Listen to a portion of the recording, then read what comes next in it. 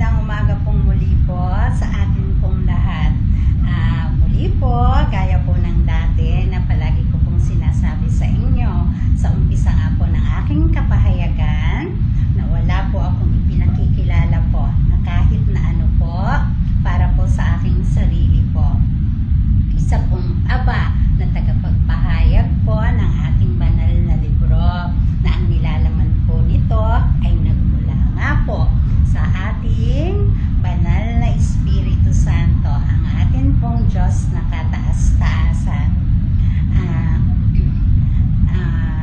Mag-iingat po ang lahat dahil nga po medyo masama nga po ang panahon.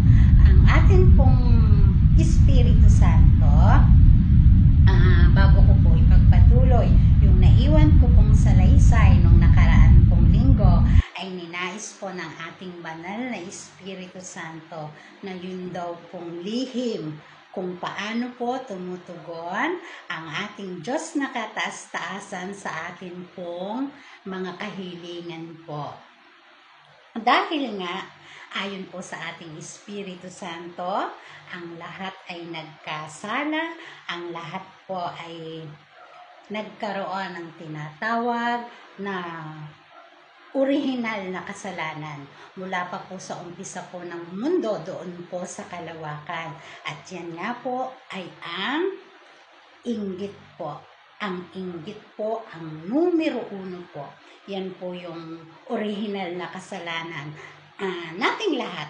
Kaya dahil po diyan, ang koneksyon po nating lahat sa banal na Espiritu Santo ay nagkaroon po ng, sabihin na natin, hindi naman siya putol, pero nagkaroon po ng dibisyon.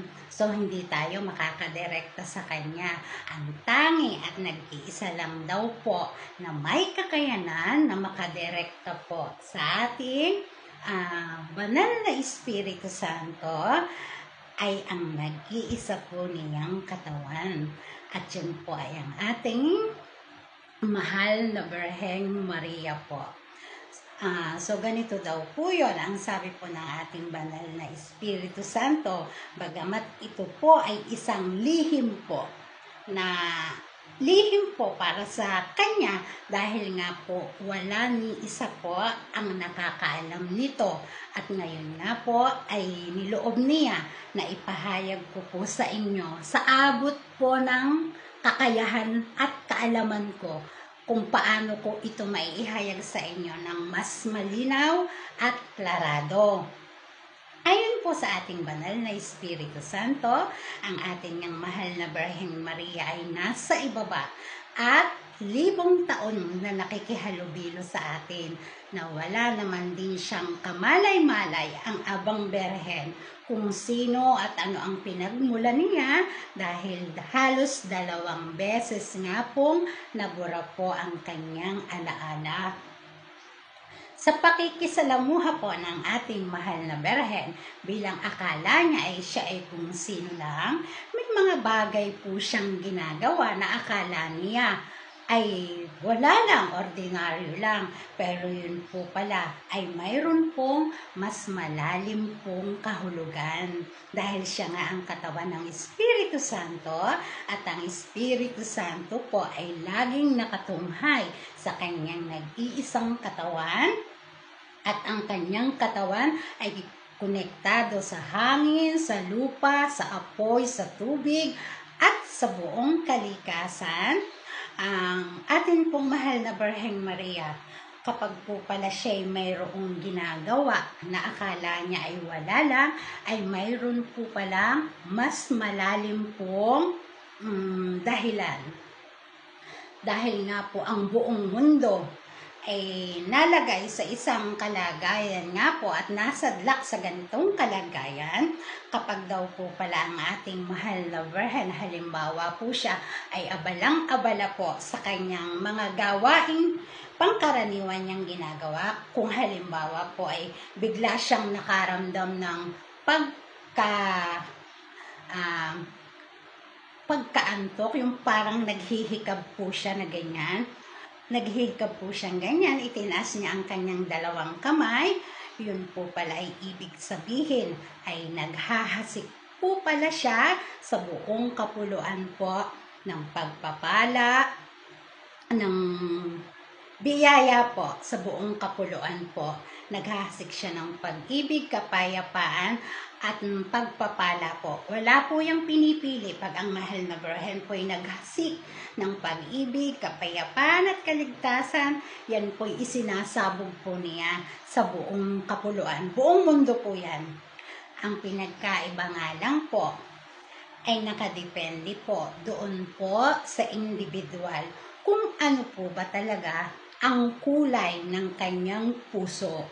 Kung ang iyo pong puso ay nagniningas sa pag-ibig at kabutihan, ang lahat pong inihahasik ng ating mahal na Birhen na katawan ng Espiritu Santo ay iyo po yang masasalo. Subalit kung ang laman po ng iyong puso ay itim, inggit, galit, paninira, pagkagahaman, kahit anong hasik po ng ating mahal na ina, yan po ay